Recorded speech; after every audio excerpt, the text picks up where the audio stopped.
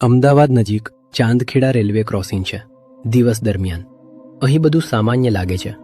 લોકો આવે જાય છે, ટ્રેન પસાર થાય છે. પણ જેમ જ રાત પડે છે, આ જગ્યા ભયાનક બની જાય છે. સ્થાનિક લોકો કહે છે કે મધરાત પછી અહીં એક સ્ત્રીના રડવાનો અવાજ સંભળાય છે. મદદ કરો, મને બચાવો. ઘણા ડ્રાઈવર્સ કહે છે કે સફેદ સાડીમાં એક સ્ત્રી અચાનક રસ્તાની વચ્ચે ઊભી દેખાય છે. એક રાતે એક કેબ ડ્રાઈવર મોડી રાતે ઘરે જઈ રહ્યો હતો. ક્રોસિંગ પાસે પહોંચતા જ તેને આગળ કોઈ હાથ હલાવતું દેખાયું. તે ગાડી રોકે છે અને ધીમે ગ્લાસ નીચે કરે છે. શું થયું? પણ જેમ જ તેણે ઉપર જોયું, તે સ્ત્રીનો ચહેરો ફિક્કો હતો.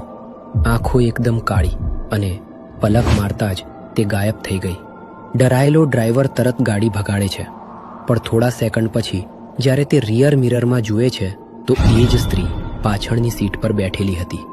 અગલી સવાર લોકોએ કહ્યું કે વર્ષો પહેલાં અહીં એક ભયાનક અકસ્માતમાં એક સ્ત્રીનું મૃત્યુ થયું હતું અને કદાચ તે આજે પણ લિફ્ટ માગી રહી છે. તો જો તમે ક્યારે ચાંદખેડા રેલવે ક્રોસિંગ પરથી રાત્રે પસાર થાઓ અને કોઈ સ્ત્રી લિફ્ટ માગે તો રોકતા પહેલાં એકવાર પાછળ જરૂર જોતા, કારણ કે કદાચ તે પહેલેથી જ તમારી ગાડીમાં બેઠી